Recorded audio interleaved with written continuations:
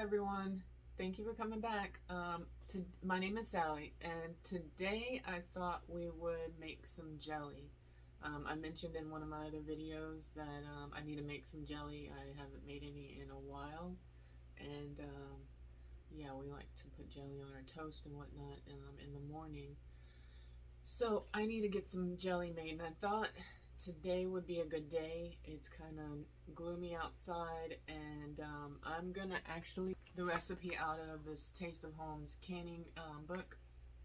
They have a lot of great jams and jellies in this magazine, and it's a few years old. I've held on to it. Someone I knew and in the past gave it to me. She was very much into, I guess, looking at recipes and getting some ideas. And when she learned that I was getting into canning, she had this magazine in her stack, and she said I could look at it. And when I tried to give it back, she told me no, just to keep it. So it's been in my cookbook canning book collection for a number of years now. So yeah, we're gonna make some cinnamon apple, candy apple. It's gotten several different names on the internet, but I just call it cinnamon apple. It's one of the easiest jelly. Making jelly is one of the easiest canning projects out there, and I think it's the best for anyone that's just getting into canning to start with. Is making jelly and jams, because it doesn't take a whole lot to get the product made.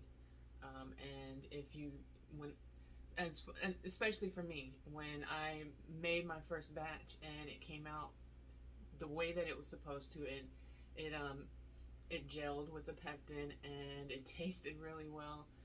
It was a huge accomplishment for me, and that kind of encouraged me to move on to other things. Again, I haven't yet gotten into pressure canning. Honestly, I'm holding out and waiting until I purchase my electric pressure canner, because I feel like that I feel like I'll have a little more confidence pressure canning with that, as opposed to using the pressure canner on the stovetop. But yeah, if this is something that interests you, learning how to make your own jams and jellies, please stick around. I have more coming in the future. And again, I am going to get into pressure canning, because I've always wanted to do that, and it just opens up a whole slew of other opportunities to preserving our own food. I also wanted to pop back in here and mention that with water bath canning, which is what you will be doing when you're making jams and jellies, as well as salsas, apple butters, fruit butters rather, what you're going to do is water bath can, and you don't need any special equipment for this. You honestly just need a stock pot, and if you don't want the jars touching the bottom of the pot, so if you don't have a canning rack, you can either use the jar rings that kind of screw the lids on the jar, so you can use the rings and make your own rack at the bottom. So that way, what you'll do is put the rings at the bottom of the pot, and then you'll sit your jars on top of those rings, because you don't want your jars sitting on the pot, so the rings will kind of keep them elevated off the pot. Another thing you can do, if you don't want to use the rings, you can use a dishcloth. Toss that in the bottom of the pot before you load your jars in. Yeah, so you just put your jars on top of the cloth, and they will kind of rest there as they're canning, as they're water bath canning. So yeah, the one thing I will say, that the only bit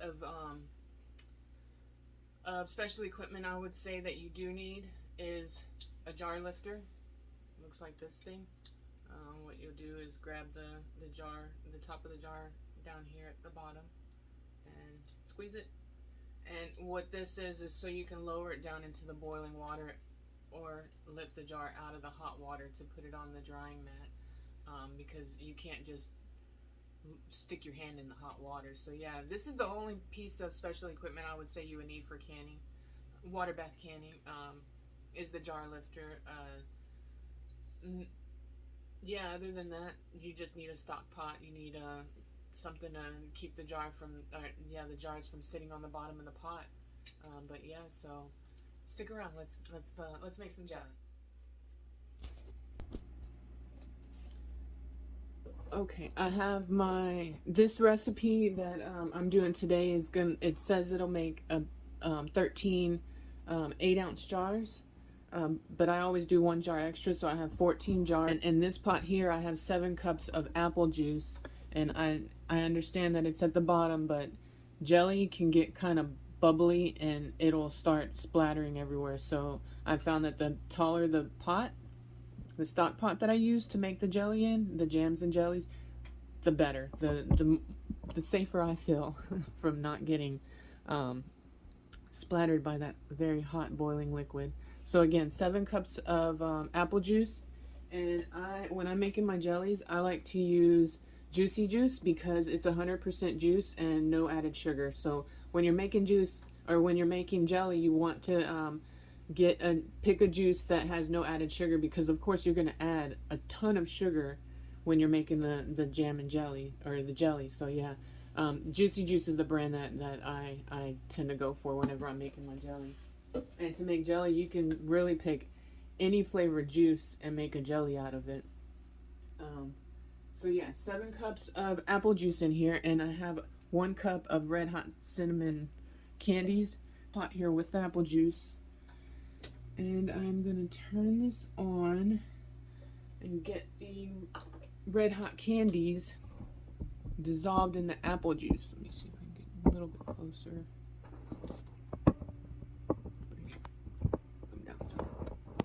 And you can see over here the bubbles are already starting and the water's starting to get hot. And you'll notice this, I'm not using my water bath canner, so I put rings at the bottom of the pot to put the jars on. So that way because my water bath canner is a huge 21-quart canner, and I don't need that big of a pot to do a few jars of jelly. It uses too much water, in my opinion. So let me get, I think I'm going to pick my little silicone spoon, and get these mixed around a little bit. And once the candies are dissolved in the apple juice, I'm going to add the pectin, and when I add the pectin, I'm going to bring the mixture up to a rolling boil.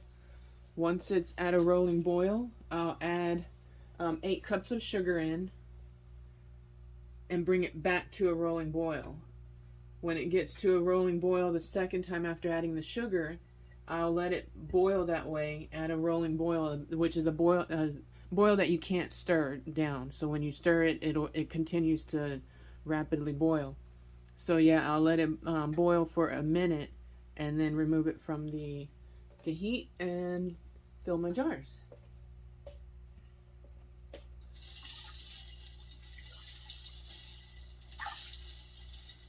So I'll bring you guys back whenever the red hot candies are all dissolved in the apple juice. You can see that they're changing the apple juice to a pretty vibrant red.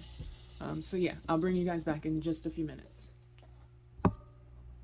Okay, all the candies are fully dissolved in there in the apple juice. Made a beautiful red color from it.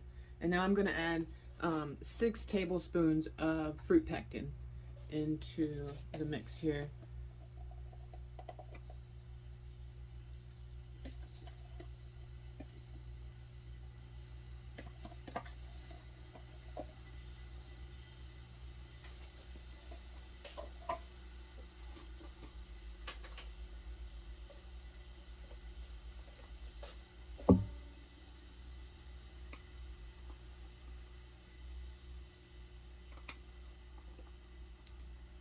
And a little bit extra, just to make sure everything does what it's supposed to. Meaning make sure it actually gels the way that I'd like for it to gel, because sometimes it doesn't become a full gel.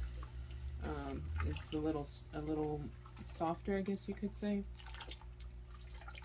So yeah, we get the pectin stirred into this mixture, and we're going to bring it up to a full rolling boil.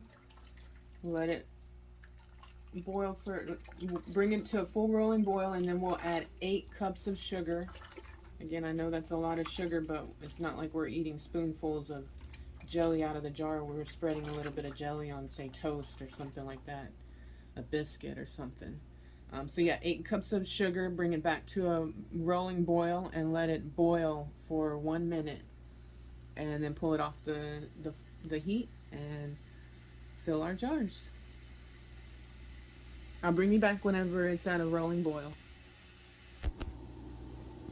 Okay, so I know you guys probably can't see it because of the steam, but my mixture has come to a full boil there.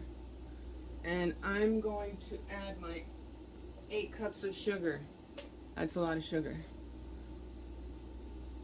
But the sugar is what preserves the fruit in the jam and the jelly. It preserves it and it keeps it from spoiling, from going bad, rancid. So yeah, 8 cups of sugar. Get this mixed in and bring the mixture back up to a rolling boil. And once it's back up in a rolling boil, we're going to let it boil that way hard for 1 minute. And I know I keep repeating myself, but I just want to make sure everyone understands. After that 1 minute, we'll pull it off. But it needs to boil for the 1 minute to activate the pectin and everything.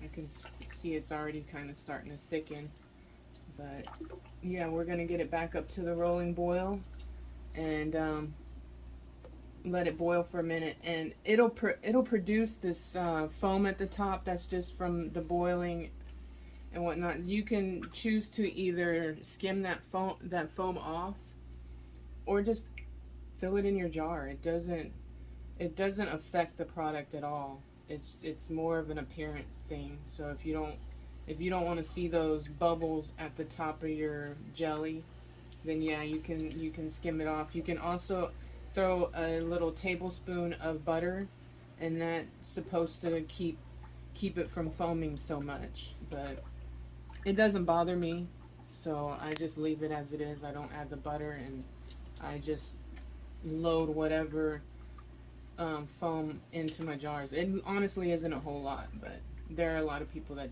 just prefer not to have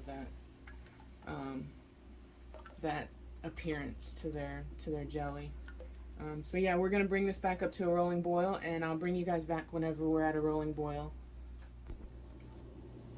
Okay, folks, we're getting there. We're at a boil now, and you can kind of see that it's starting to thicken some. So we're just going to let this keep going a little bit longer until it becomes a rolling boil, and we'll continue to stir so that way it doesn't scorch in the bottom of the pan. Yeah, you see, you can see that it's already at a nice boil.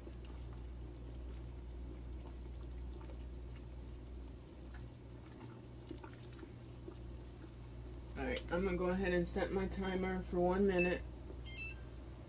Simply because I want to make sure I let it boil for 1 minute. And the steam is actually rather hot, goodness gracious. It's hot on my hand and wrist, goodness.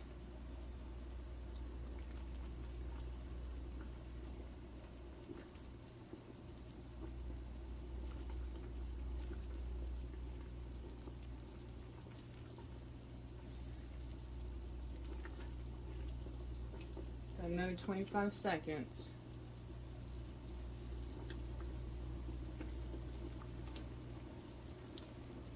Oh my goodness, my hand. I think I'm gonna have to use a glove next time. Goodness gracious. It's a little bit warm on my hand.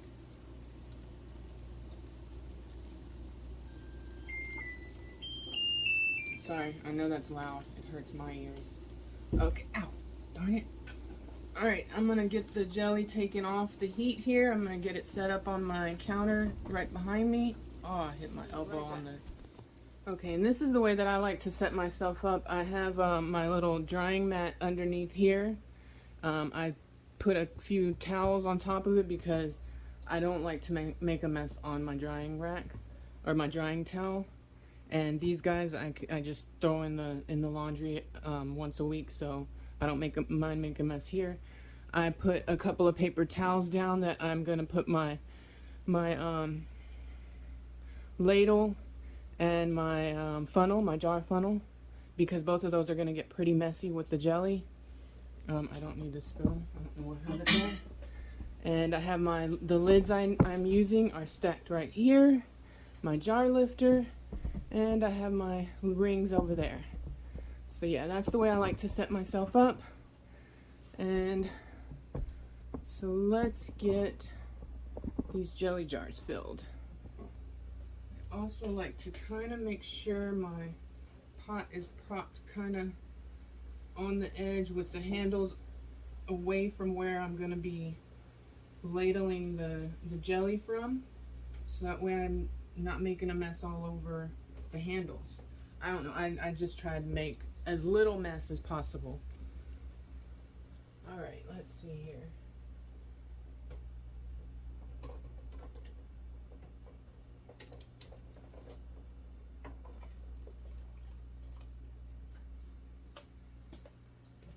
Jelly jar. Let me get another one. Actually, I'm gonna. And the reason I heat the jars, and the reason they used to tell us to heat the jars, is because you don't want to put hot liquid into a cold jar, because all you're gonna do is crack your jar.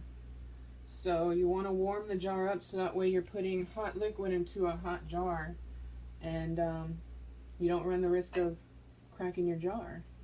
So let's get these filled.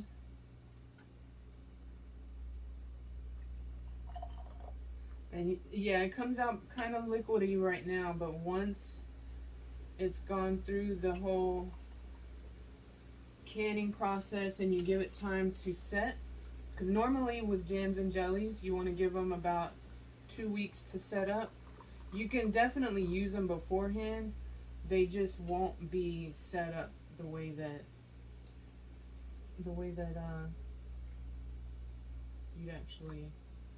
they should be. And I take my funnel, put it on the next jar, and one thing I did forget is I need a bowl of water. Some people use vinegar. I just use water. But what you want to do is you want to dip a paper towel in the water or vinegar without toppling everything over. And you want to run it along the edges of your, the rim of your jar. Just in case any mess got there. That's really hot. Just in case there's any mess on the rim that will keep the lid from sealing properly. So then you put a flat lid on it. You grab a ring. And goodness, this is hot. And you just want to do it finger tight. So let me grab my apron because this stuff's hot. So yeah, grab something and hold the jar in 2 fingers. You don't want to wrench it down real hard. You just lightly want to twist it on, because basically what it's doing is the ring is holding the lid to the jar, down to the jar, so that way it's holding it to the jar until it's gone through the canning process and the lid has sealed properly to the jar. Once the lid is sealed and the little button here is concave, you actually remove these rings, and when you're storing it on your shelf, you don't want to store your jars with the rings on it, just in case there was a false seal. So there's one, and it's going into the water bath canner to sit and wait for its friends. And I'll go ahead and grab another jar.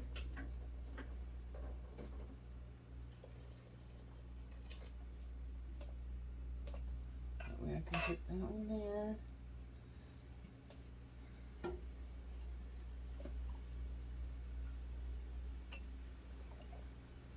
Get the next jar filled up.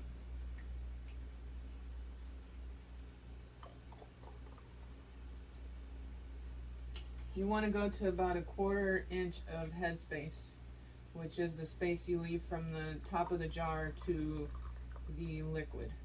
So it'll be a 1/4 inch from the top of the jar to your liquid, or to your product. And in this case, jelly.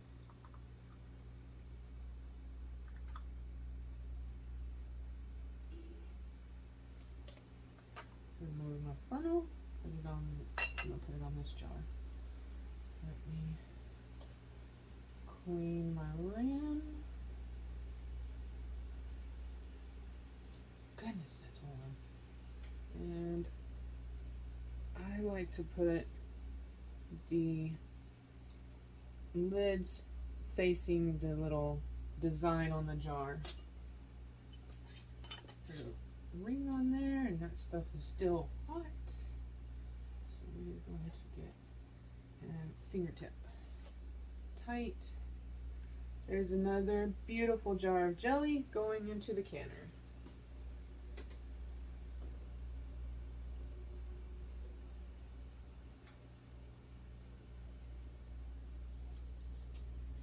And I'm gonna go ahead and get these other jars filled. I'll bring you guys back to whenever I'm done filling them.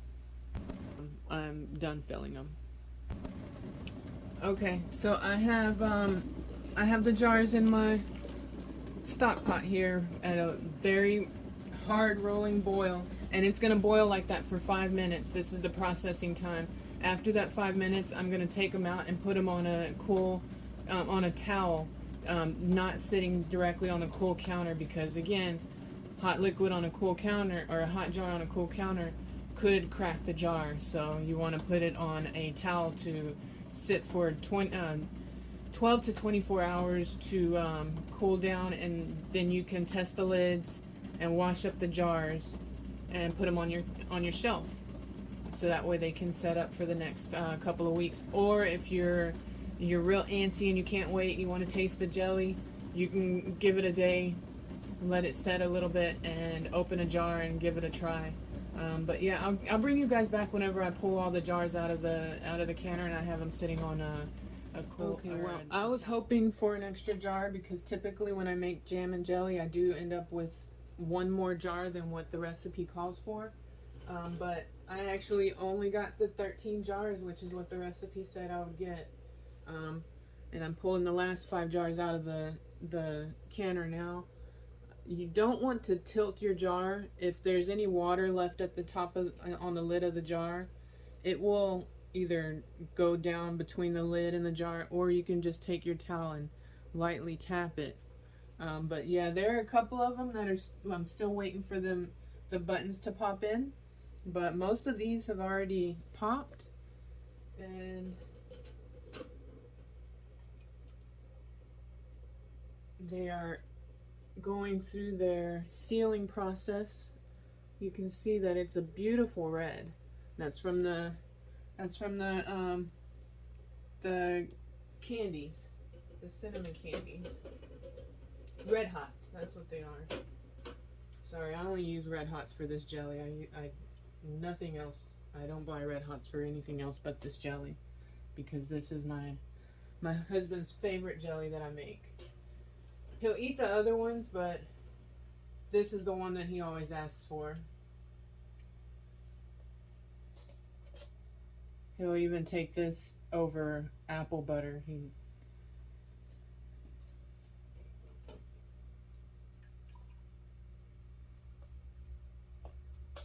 But yeah, I got 13 jars here. And what I'm gonna do is I'm gonna throw these towels over the top of them, so that way because my house is a little bit cool, so I don't want them to cool down too fast. But okay guys, so that's how I make my husband's favorite jelly. 13 jars. My next video most likely be I'm hoping will be that Japanese milk bread. I know I've mentioned it a couple of times. My husband's friend requested me make this. It is definitely a challenge that I'm up for. I'm just a little apprehensive because, again, I've never made bread using yeast. So this will be my first time. I am definitely going to do it. It's just taken me a little bit of time to work up my nerves because I'm a big chicken. But yeah, my next video, I'm gonna try really hard for that to be the next video, the Japanese milk bread.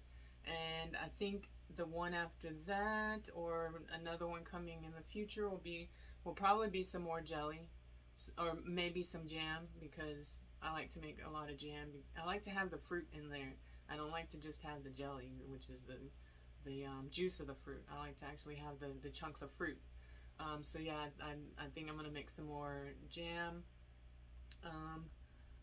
I gotta make some more dog treats. I'm out of my dog treats. I'm probably gonna make the same recipe again, but I'm also looking for I'm looking for some other ways to make my dogs some treats. Like, I'd like to maybe do one that involves some salmon and a vegetable, zucchini, broccoli, something like that, spinach. I'm still thinking it out, but yeah.